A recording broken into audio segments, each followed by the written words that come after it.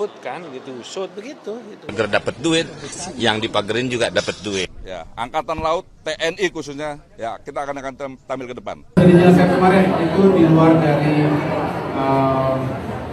domain kita, tapi tentunya kita ikuti. Kementerian Kelautan juga tengah melakukan investigasi bersama berbagai pihak, termasuk pemerintah setempat ya, daerah setempat, dan mudah-mudahan bisa diketahui segera. Yang jelas kita ingin fokus pada pembangunan di berbagai sektor, dan juga ingin menghadirkan kepastian hukum dan tidak boleh ada hal-hal atau kegiatan-kegiatan yang melanggar hukum.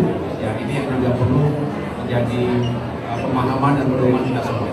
Beliau sudah setuju pagar laut, pertama itu disegel, kemudian yang kedua beliau perintahkan untuk dicabut kan gitu, shoot begitu gitu udah. Apakah akan ada evaluasi untuk Saya tidak sampai di situ pengetahuan saya. Saya ketua MPR. Itu baru dimulai ya. Kami berkeyakinan pagar bambu ini tujuannya untuk reklamasi. Dari tahun 2013-an memang beberapa kelompok pengusaha itu mau membuat pulau-pulau buatan di Teluk Jakarta, di Bali, Makassar, Manado, dan seterusnya. Pulau-pulau ini dibentuk dengan proses reklamasi pesisir pantai. Nah, kalau kita lihat 30 km pagar bambu ini di Tangerang ini, dia persis di ujung dari gambar pulau burung Garuda yang direncanakan dibentuk di pulau Teluk Jakarta. Sempat terhenti dulu beberapa pembangunan pulau itu karena Walhi gugat proses reklamasinya.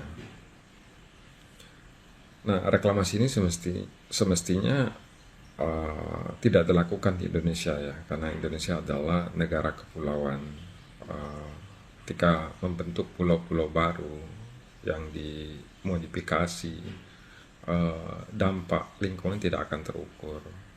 Biasanya dampaknya itu bukan hanya di wilayah yang akan direklamasi, tetapi wilayah lain ketika terjadi pengalihan atau perpindahan arus itu akan sangat besar proses abrasi, kerusakan terumbu karangnya. Yang berikutnya daerah asal dari pasir yang dikeruk. Nah, pagar bambu di Tangerang ini kami sangat berkeyakinan ini untuk reklamasi. Jadi laut ini akan dipagar. Dulu dia menjadi bagian dari Giant Sea Wall ya. Di dalam Giant Sea Wall ini akan diuruk membentuk pola tertentu, dan agak aneh menurut saya ketika unsur pemerintahan menyatakan tidak tahu terhadap proyek ini. Justru kalau ada bagian dari pemerintahan yang menyatakan tidak tahu terhadap ini dan dia berwenang terhadap proyek ini, saya justru curiga mereka menjadi bagian dari proyek ini kalau mereka tidak mengambil tindakan terhadap apa yang sudah terpublikasi di publik saat ini. Dampak lain yang pasti akan muncul dan nyata itu terhadap masyarakat dan nelayan. Seperti Teluk Jakarta, dulu nelayan tidak bisa melaut lagi. Dan di Tangerang ini sepanjang 30 km itu ada 16-an desa dan hampir 4.000-an nelayan. Nah, ketika ini diuruk nanti ditutup, 4.000 nelayan ini bagaimana nasib kehidupan mereka? Yang berikutnya yang saya mau ingatkan juga ke pemerintah ya, masih jutaan rakyat Indonesia ini sehari-hari anak-anaknya sekolah itu menapaki jalan berlumpur di kampung-kampungnya yang belum tersentuh pembangunan. Jika ada yang sakit, mereka memandunya untuk ke rumah sakit itu butuh waktu berhari-hari perjalanan.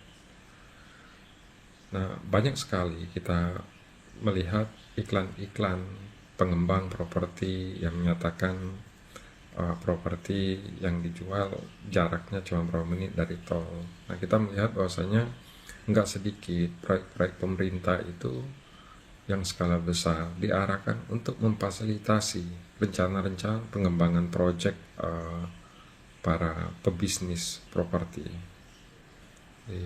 Kebijakan uang negara digunakan untuk memfasilitasi usaha orang-orang yang sudah sangat kaya. Nah, ini mengganggu dalam kacamata keadilan sosial buat seluruh rakyat Indonesia. Proyek di Tangerang ini, pemakaran laut ini, menurut saya nggak mungkin pemerintah itu tidak tahu. Karena Jokowi sendiri sudah masukkan dia ke proyek strategis nasional. Kalau pemerintah sampai tidak tahu proyek ini, saya khawatir besok-besok itu istana yang dipagar sama orang. Kalau pemerintah mau menghentikan ini 1 kali 24 jam, menurut saya itu bisa ketemu orangnya. Tinggal dipanggil pejabat-pejabat yang berwenang terhadap pesisir dan laut, pejabat-pejabat hukum, 1 kali 24 jam bisa ketemu orangnya. Dan menurut saya pemerintah harus mengambil tindakan hukum terhadap ini. Kenapa? Karena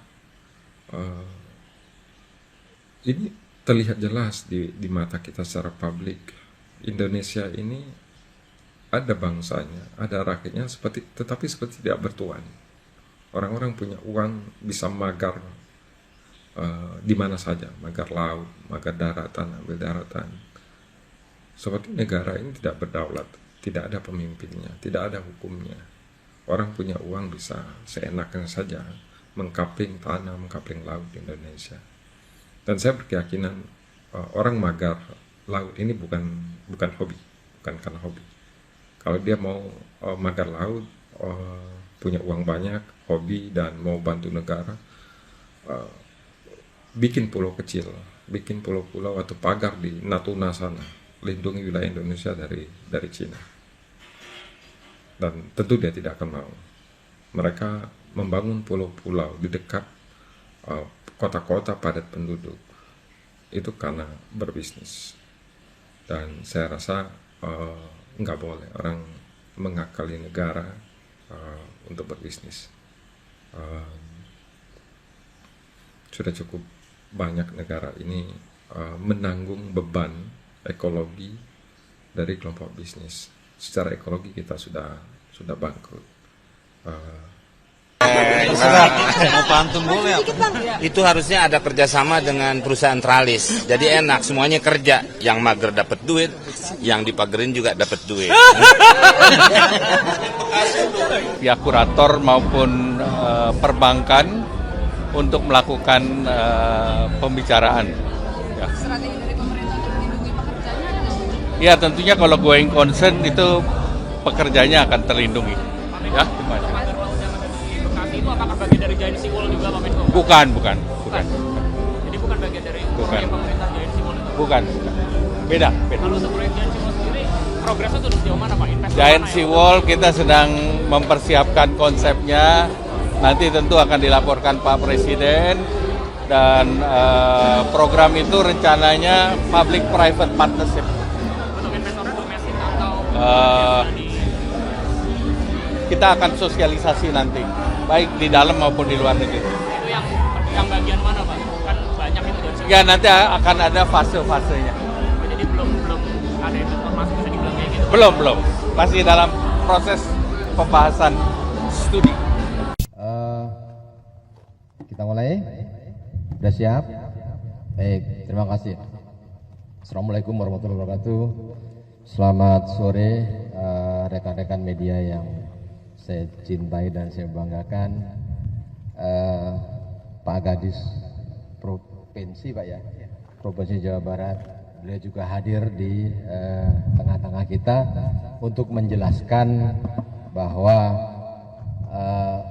saat ini yang juga hampir viral di sosmed terkait dengan adanya jembatan ataupun pagar-pagar ini.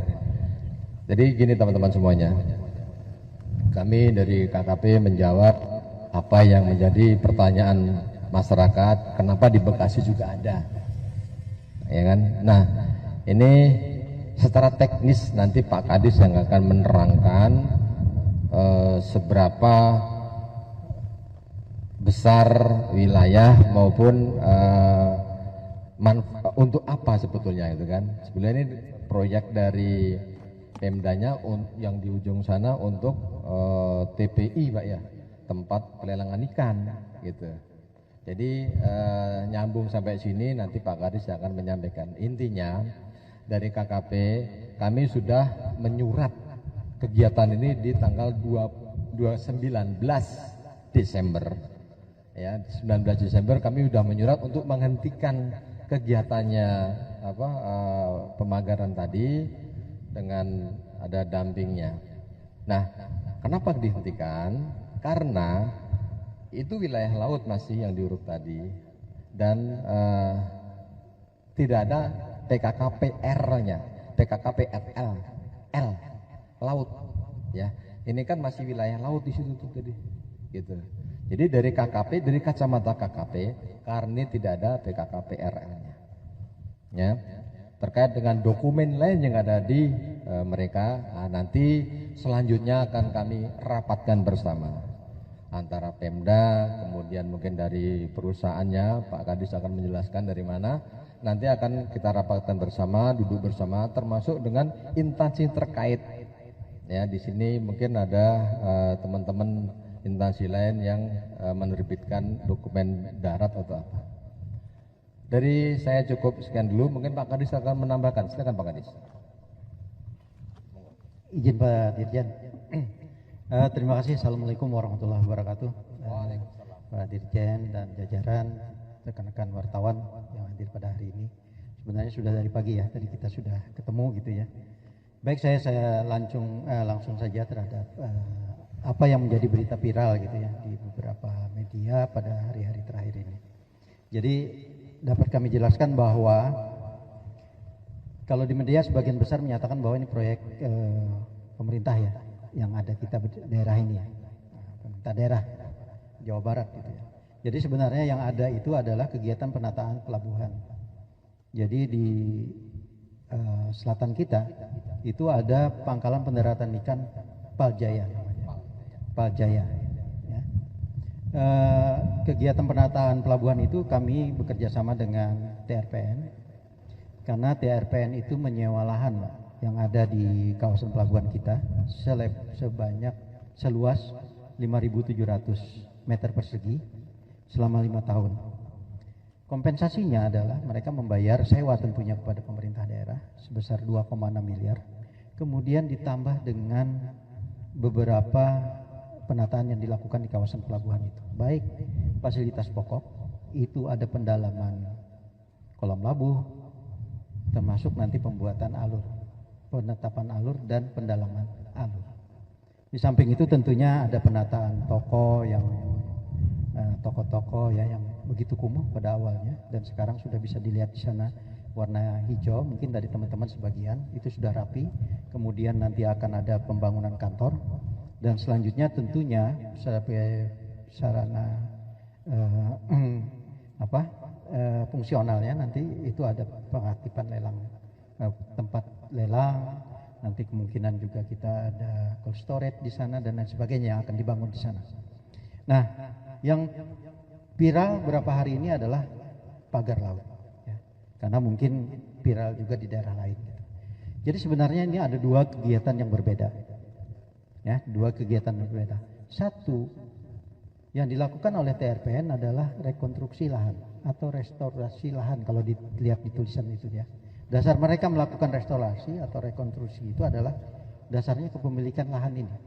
Mereka ditandai dengan kepemilikan sertifikat di kawasan ini. Kemudian juga memiliki KKPR daratnya.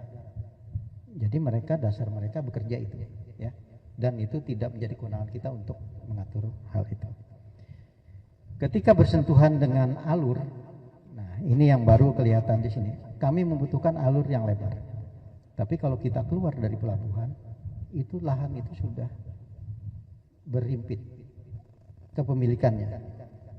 Jadi ada yang mengklaim dan dibuktikan dengan sertifikat. Sehingga kita tidak bisa dong membuat alur tanpa izin pemilik lahan. Ya. Ini urusan nanti lain, tapi teknisnya seperti itu. Kita bukalah, minta karena penetapan alur kita selebar 70 meter, dalam 5 meter, didapatlah seperti yang sekarang ini. Pagar-pagar yang ada ini Pak Dirjen, teman-teman sekalian, itu adalah batas lahan yang diklaim oleh mereka. Ya. Jadi batas lahan. Oke, alur dibuat, tapi ini lahan kami. Jangan ganggu lagi dong lahan mereka. Nah, ini makanya nantinya tentu tadi Pak Dirjen sudah menyampaikan bahwa nanti akan bersama-sama kita akan duduk bersama lagi terkait dengan, karena ada beberapa kebijakan yang berbeda di sini. Kami Pak Dirjen terus terang memang kalau tadi Pak Dirjen mengatakan ini laut, kenyataannya memang ini laut. Ya, dan Pak Dirjen sudah melayangkan surat juga kepada TRPN-nya, kepada TRPN surat itu. Ya, jadi itu yang pada bulan Desember kemarin dan diminta untuk menghentikan kegiatan. Jadi yang dihentikan itu adalah kegiatan ini. Ya, restorasi atau rekonstruksi lahan ini, itu yang dihentikan karena tidak memiliki KKPR lautnya. Ya, nah ini kewenangannya memang ada di KKP. Namun juga informasi terakhir kami dapatkan bahwa pihak TRPN sudah melayangkan juga surat untuk meminta izin KKPRL itu sesuai dengan peruntukan lahan ini. Nanti bisa dilihat Pak Dirjen seperti apa, apakah masih ada yang berhimpitan dengan zona-zona lainnya. Ini mangga nanti Pak Dirjen bisa menyikapi, termasuk kami juga. Karena mungkin nanti akhirnya bersama-sama juga Pak DKP dengan KKP untuk menetapkan bahwa zona ini memang ternyata bisa dimanfaatkan untuk kepentingan tentunya sesuai dengan zonanya. Tapi yang jelas di sini ada zona kita, zona pelabuhan ini. Alur laut itu ada zona pelabuhan, ada WK OPP kita, jadi wilayah kerja operasional pelabuhan perikanan itu ada. Jadi sekali lagi saya fasilitas pokok itu terdiri dari kolam labu, dermaga, dan juga alur. Kalau nggak ada alur percuma, ya. Jadi itu kalau ditutup orang lahan kita ini karena ada klaim pemilikan itu, kita nggak bisa keluar, ya. Jadi ini yang kita upayakan alur ini. Tapi itu tadi kalau memang masih ada hal-hal yang terkait dengan aturan-aturan atau regulasi di pusat, ini tentunya juga kita akan, terutama di KP ya, saya sudah meminta memang untuk menghentikan sementara untuk alurnya ya. Tapi untuk TRPN tentunya ini hal yang berbeda Pak ya. Tapi mereka kelihatannya juga tidak operasi lagi hari ini ya. Terima kasih, saya rasa itu saja Pak Dirjen. Kalau tanya Pak Kadis silakan. Enggak. Ya.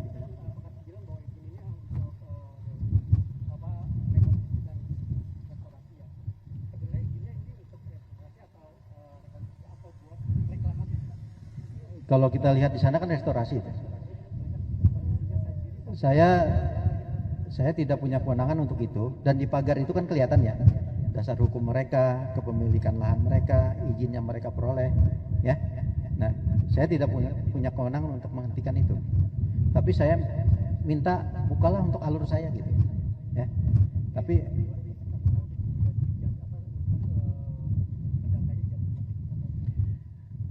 saya tidak paham. Tapi yang nyata di sini ada sertifikatnya. Perusahaan. Ada lagi Pak Kadis? Mana?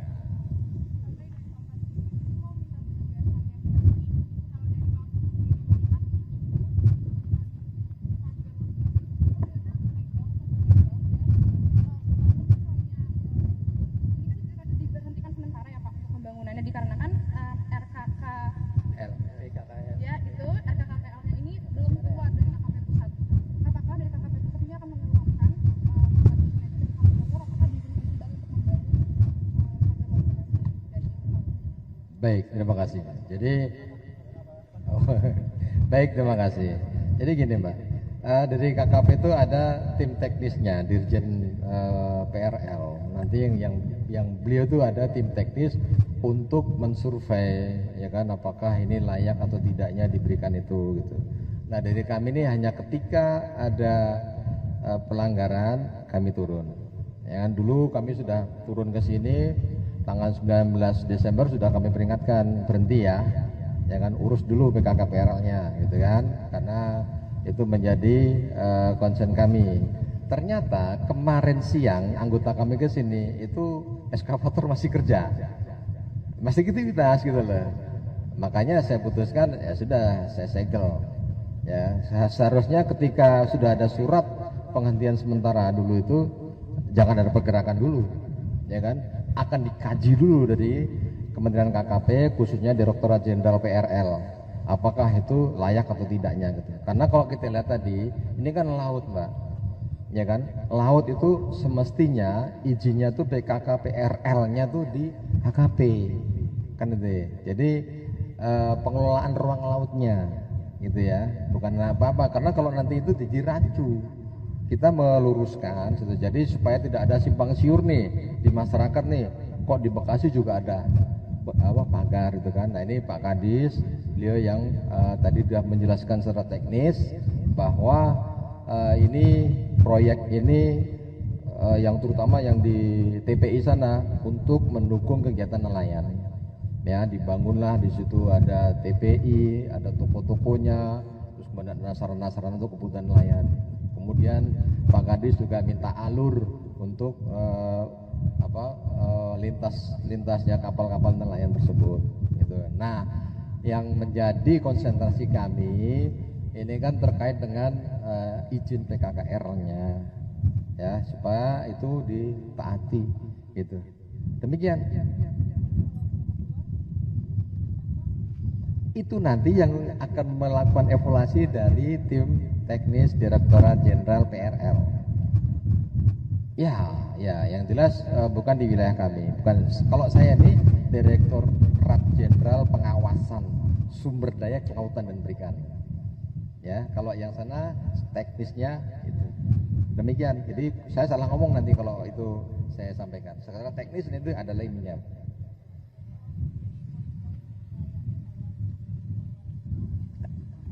Nah, itu dia. Itu nanti yang menyatakan dari sana. Ya kan, dari sana nanti akan dikaji oleh teman-teman dari PRL gitu. Mereka yang lebih paham lagi secara teknis. Gitu ya. Nanti saya tahu tapi saya menjawab salah dong. Itu bukan kewenangan kami. Kewenangan Direktorat Jenderal Teknis dalam hal ini.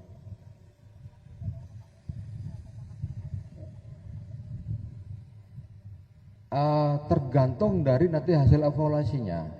Tergantung karena itu tingkat kondisi lahan, kondisi perairan itu kan menjadi pertimbangan mereka, gitu ya. Jadi mereka nanti yang menentukan.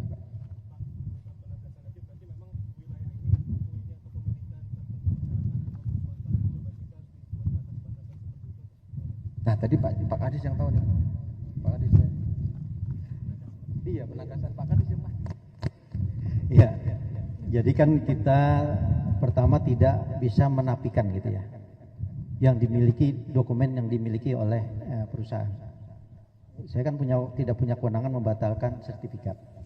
Ya, makanya itu yang jadi persoalan kan tadi oleh Pak Dirjen, ini punya KKPRL tidak. Nah, jadi memang harus diurus adalah KKPRL. Jadi kalau keberadaan ini nanti persoalannya urusannya beda lagi gitu ya. Pimpinan nanti. Ya.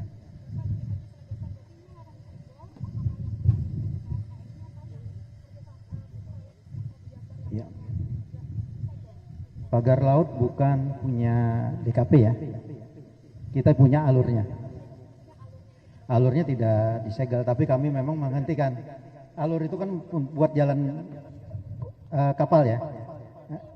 Segel ini, TRP ya. Kan beda dengan KKP, perlunya KKPRL ya. Sertifikat juga urusan nanti bukan dengan BPN ya.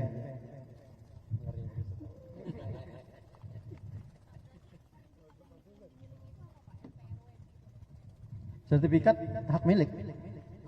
Saya. Mereka bayar pajak, yang saya tahu. Kepemilikannya juga berdasarkan ada perolehan lah ya. Bukan. Di sini sekitar itu yang disewa aja. Itu di lahan kita 5.700. Kalau ini mah kepemilikannya lebih dari 100 hektar.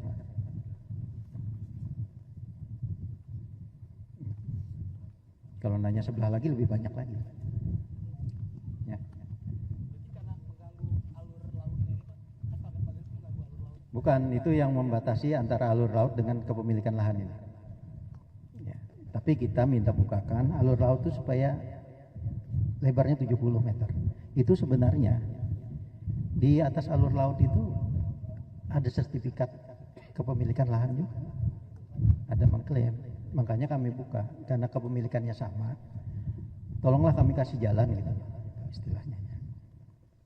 Kulon lah yang punya. Gitu. Walaupun masalah ininya yang lain-lain kita tidak paham. Ya. ATR BPN. Ya, iya itu punya swasta. Jadi kalau ada berita ini punya Pemda bukan, ya, bukan. Udah? Teman-teman media yang saya hormati, jadi tadi Pak Kadis, kawan saya sudah menyampaikan secara teknisnya, bahkan kepemilikannya, beliau yang tahu menyampaikan.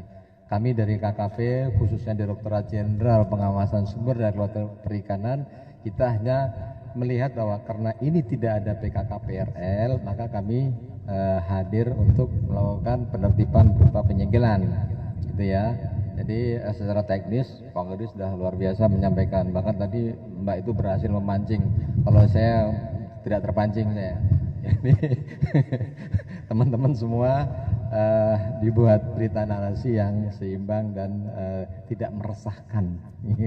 Itu pesannya. Terima kasih. Apalagi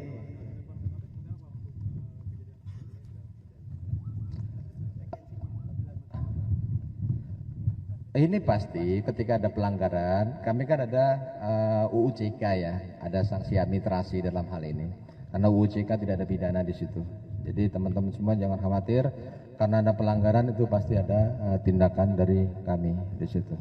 Tindakan lain gimana, Bos?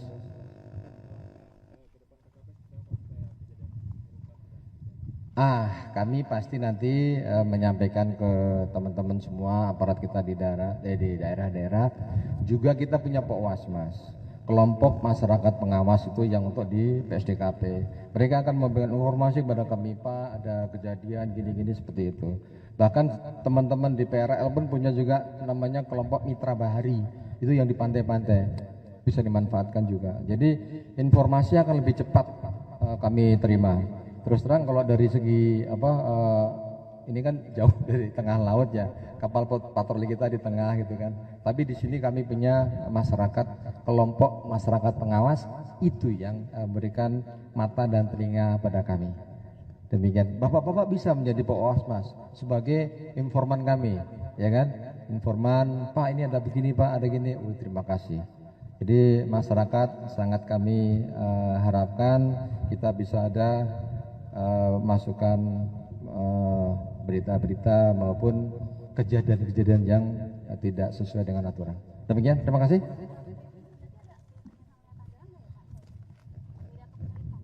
Tidak ada, Ibu. Ya, cukup ya. Lebih mudah kita melaksanakan kalau tidak ada yang mengakui daripada yang ada yang mengakui. Kita perlu koordinasi lebih lanjut. Demikian, Mas. Terkait mekanismenya nanti akan seperti apa? Karena ini 30 km, akankah satu hari langsung dibongkar atau seperti apa? Ya, sepertinya tidak mungkin. Kalau 30 km itu akan kita laksanakan dalam satu hari. Ya, kita akan atur mekanismenya. Minimal target saya hari ini 2 km. Seperti yang saya sampaikan tadi, kesulitan kita lebih mudah menanam daripada mencabut. Ya, apalagi kalau yang sudah ditanam ini sudah jangka waktu sampai berbulan-bulan, itu akan lebih menyulitkan kita untuk pencabutan. Tapi target kita hari ini minimal 2 kilo bisa kita cabut. Demikian. Masyarakat dan nelayan stakeholder mana saja yang mengikuti kegiatan hari ini? Untuk hari ini, ya sementara hanya dari Angkatan Laut saja, kita sudah berkoordinasi dengan stakeholder yang lain, tapi mungkin karena ada kesibukan nanti akan kita koordinasikan lebih lanjut. Harapan saya mungkin hari kedua, hari ketiga, ya stakeholder yang lain atau instansi yang lain nanti akan bisa bergabung dengan kita. Kemudian khusus untuk di wilayah Lantamal 3 sendiri, ya kami sudah perintahkan dan Lanal Banten, dan mereka sudah rapat kemarin begitu menindaklanjuti perintah dari saya. Mungkin secara simultan, ya ke depan akan melaksanakan hal yang sama yang akan kita laksanakan di Tanjung Pasir. Ya, hari Selasa nanti kalau tidak salah untuk yang di wilayah Banten, ya tepatnya di Kronjo nanti. Pak Ari, tadi Anda sampaikan bahwa ini perintah dari Presiden RI di bawah staf Kasal ya Pak ya? Betul. Secara spesifik perintahnya seperti apa Pak dari Presiden?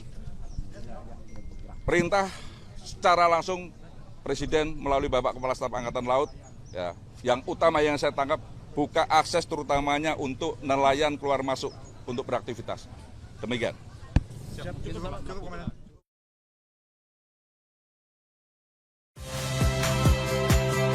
Saya Magister Tarigan. Saksikan program-program Kompas TV melalui siaran digital, pay TV, dan media streaming lainnya. Kompas TV, independen, terpercaya.